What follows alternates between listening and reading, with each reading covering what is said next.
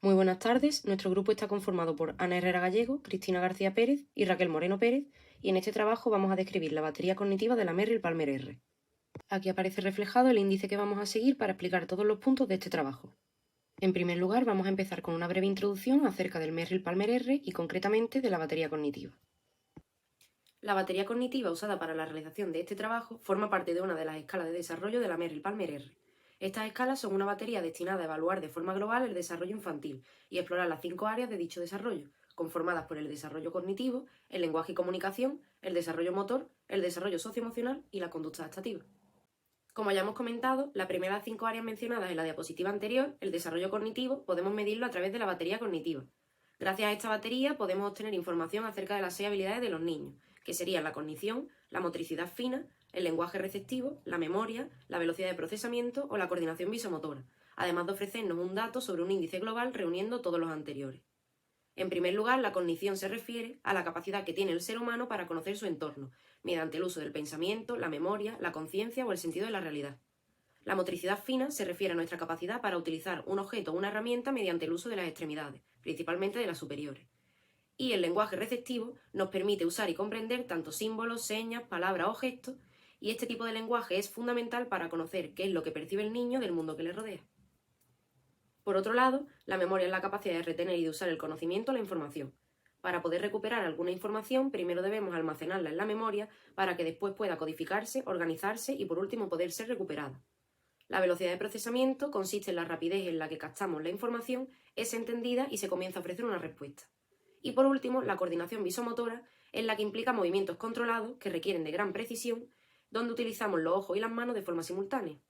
La evaluación de todas y cada una de estas habilidades cognitivas nos aporta datos del desarrollo general del niño, por lo que puede ofrecernos información acerca de posibles señales de riesgo de padecer alguna dificultad específica en el aprendizaje o algún trastorno del desarrollo. En esta parte vamos a describir los objetivos del instrumento. Bueno, como ya hemos mencionado anteriormente, este es un instrumento que va a evaluar diferentes áreas del desarrollo global de los niños. Estas áreas van a agruparse en 4 baterías principales. En primer lugar, tenemos la batería cognitiva, que evalúa áreas como la memoria, la cognición, la velocidad de procesamiento, la coordinación visomotora o el lenguaje receptivo. Todas estas puntuaciones van a darnos una puntuación de índice global de la batería cognitiva. En segundo lugar, estarían las escalas de motricidad gruesa. Estas van a incluir ítems que van a permitir evaluar la calidad del movimiento y la existencia de posibles patrones atípicos en el movimiento del niño. En tercer lugar, estarían las escalas complementarias y de observación, que como bien indica su nombre van a complementar la información que ya hemos anotado en otras baterías, como la batería cognitiva. Y por último tendríamos los cuestionarios para padres. Estos van a permitir que conozcamos el funcionamiento del niño en otras situaciones o en otros contextos y no vamos a limitarnos a quedarnos únicamente con la información que hemos anotado en consulta. Algunos autores, como Roy et al., establecen 5 objetivos principales para este instrumento. El primero de ellos sería la identificación temprana de retrasos en el desarrollo, y es que evaluar capacidades cognitivas de lenguaje y motoras va a resultar fundamental para poder identificar a sujetos que tengan algún tipo de retraso del desarrollo o algún déficit en una de estas áreas. El segundo sería la evaluación de los bebés pretérminos, lo que responde a la necesidad de mejorar métodos de evaluación para niños prematuros, que corren el riesgo de no adquirir todas las habilidades necesarias a nivel de estas 3 áreas. El tercero sería la medición de pequeños incrementos en el desarrollo, ya que este instrumento va a permitir no solamente establecer los hitos en los que aparecen esas habilidades, sino que va a medir la calidad del rendimiento conforme el niño se desarrolla a través del juego, por lo que va a comprobar el progreso del niño yendo más allá de las puntuaciones típicas. El cuarto objetivo sería disponer de una escala de evaluación de desarrollo para niños que sea fiable y válida y que tenga un peso reducido de la capacidad del lenguaje expresivo. Numerosos expertos han recomendado este instrumento especialmente en el ámbito educativo, para niños que tengan algún tipo de limitación en la comunicación, en el lenguaje expresivo, como por ejemplo niños que pertenecen al trastorno del espectro autista. Por último, nos encontramos con el objetivo de la planificación familiar individualizada para niños con retraso en el desarrollo. Y es que, tal y como se recoge o se encuentra en las normas del ASA para la educación de personas con discapacidad, es necesario hacer una evaluación a nivel integral y esto es posible en este test gracias a que evalúa habilidades cognitivas, motoras y de lenguaje, pero también de autocuidado y socioemocionales. A continuación, vamos a describir las características del instrumento.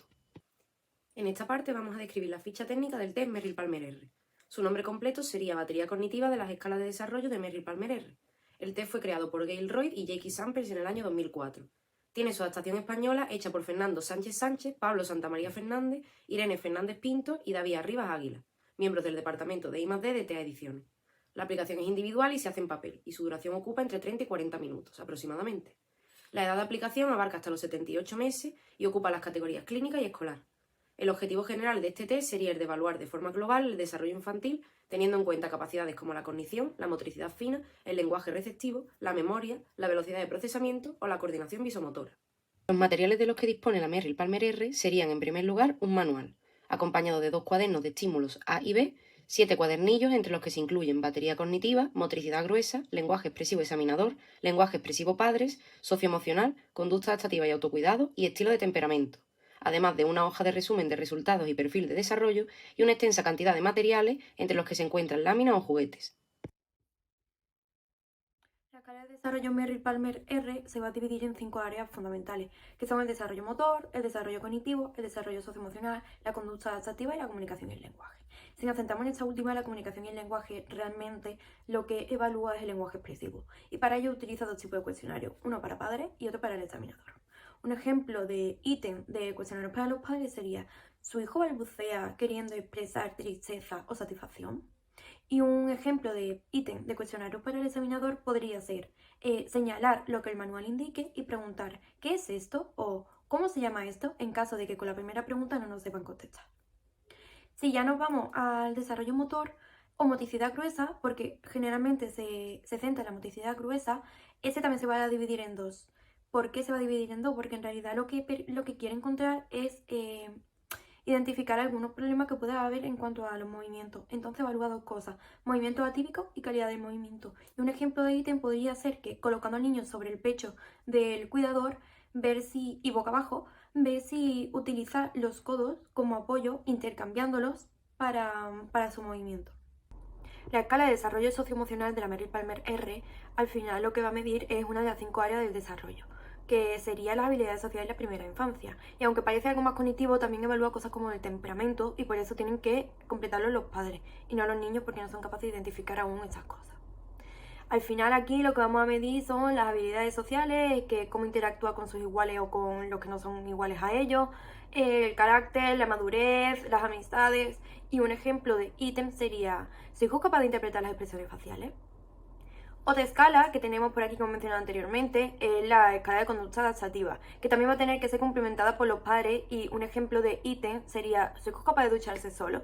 Así va a ir midiéndose las distintas habilidades cotidianas que el niño puede o no cumplimentar por sí solo. Por último, pero no menos importante, ya que es la que le hemos pasado al usuario con el que hemos contactado, es la escala de la batería cognitiva. ¿De qué trata? Pues esta batería cognitiva mide 5 áreas, que son lenguaje receptivo, motricidad fina, cognición, memoria, velocidad de procesamiento y coordinación visomotora. Un ejemplo de ítem de cada una de esas áreas que acabo de mencionar sería, por ejemplo, en la cognición, el niño deberá señalar cuál es de las siguientes figuras de cada serie la que corresponde. Motricidad fina sería: el niño debe copiar los dibujos utilizando un lápiz. Lenguaje receptivo sería: el niño debe señalar distintos objetos en las imágenes de los puzzles, siguiendo las instrucciones del examinador. En cuanto a memoria, un ítem sería: se pide al niño que toque las imágenes de la lámina exactamente en el mismo orden en el que lo hace el examinador. En cuanto a la velocidad de procesamiento, el niño deberá emparejar las cartas pequeñas con la imagen correspondiente en la tarjeta grande. Si tarda menos de 30 segundos, será que lo ha realizado correctamente y podemos darle la puntuación. En cuanto a la coordinación visomotora, pues el niño deberá copiar los dibujos utilizando un lápiz. Todo eso son meros ejemplos de las escalas de cada uno. Si atendemos a las características psicométricas de la escala de desarrollo Merrill Palmer R, podemos decir que cuenta tanto con una buena fiabilidad como con una buena validez. Si atendemos a la fiabilidad, esta va a ser superior a 0,85 en casi todas las escalas. Esto puede expresarse en puntuaciones, siendo una media de 100 y una desviación típica de 15, puntuaciones CI. En cuanto a la validez, también podemos decir que es bastante buena, aunque no se cuenta con exactitud numérica. En este punto vamos a describir las normas de aplicación de nuestro test. En cuanto a la norma de aplicación del Merrill Palmer R, pues tenemos que atender a varias cosas, como por ejemplo las condiciones físicas y del entorno, ya que se deberá estar en un lugar tranquilo, un lugar cómodo, un lugar en el que no haya agentes externos que les puedan molestar o interferir en la evaluación. También deberemos atender a los materiales a emplear, ya que el examinador deberá estar familiarizado con ellos y haberlos utilizado previamente para saber en qué momento va cada uno. Se deberán poner en una silla auxiliar para que el examinado no acceda a ello. En cuanto al orden a los tiempos de aplicación, va a variar tanto del examinador como del examinado, es decir, de la experiencia que tengas como examinador y de cómo te desenvuelvas, y del examinado porque puede tener unas capacidades u otras. Atendiendo a la evaluación de los niños prematuros, esto es muy importante ya que la edad de la que se parte desde la semana en la que nació, restándole esas semanas a su edad. En cuanto a las consideraciones especiales sobre la evaluación de los niños pequeños, también debemos atender a eso porque puede que los padres estén presentes, puede que esto pueda interferir o puede también que tengamos que sentarnos entre nuestras piernas o nuestro regazo o en el de su cuidador o cuidadora para que la evaluación se pueda llevar correctamente a cabo. Y ya por último hay una serie de normas generales como ser experto, que no sea la primera vez que lo ha pasado, porque si es una evaluación real y es la primera vez que lo pasa puede causar estrago tanto en la evaluación como en el evaluado y eso sería algo grave. A continuación van a poder visualizar una serie de vídeos en los cuales se le pasa la batería cognitiva a un sujeto real.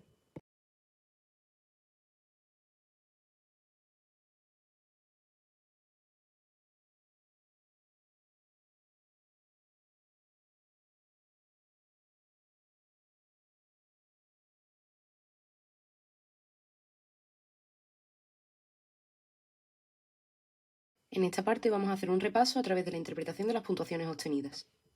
La información que se recoge al pasar las escalas del Merrill-Palmer ayudan tanto a la familia como a diferentes profesionales a confirmar o descartar algunas cuestiones importantes respecto al ámbito educativo y clínico.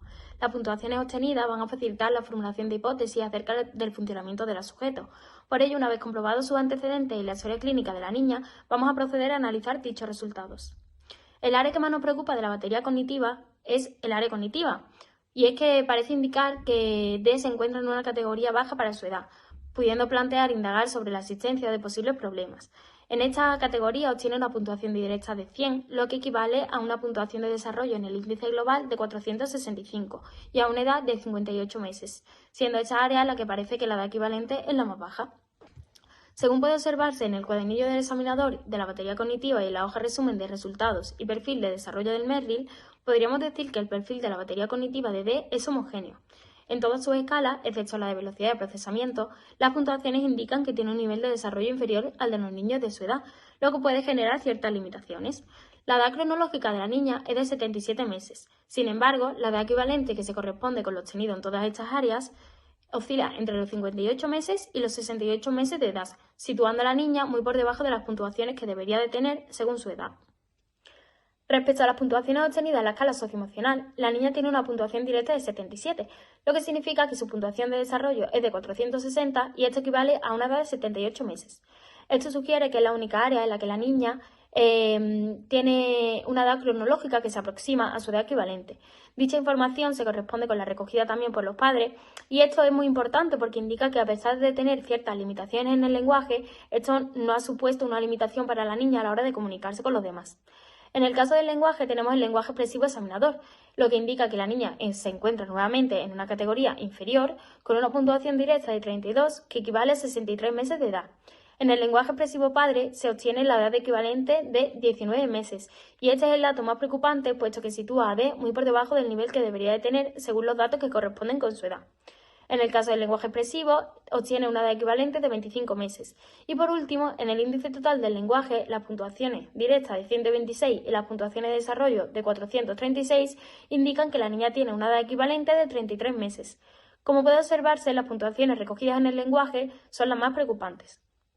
Finalmente, respecto a las escalas de conducta adaptativa y autocuidado, las puntuaciones nos indican que la niña no tiene problema en estas áreas, situándola en la media de su edad con una puntuación directa de 77 y una puntuación de desarrollo de 462, lo que equivale a una edad de 64 meses. A continuación aparecen las referencias que han sido utilizadas para la realización de este trabajo. Y eso es todo, muchísimas gracias por vuestra atención.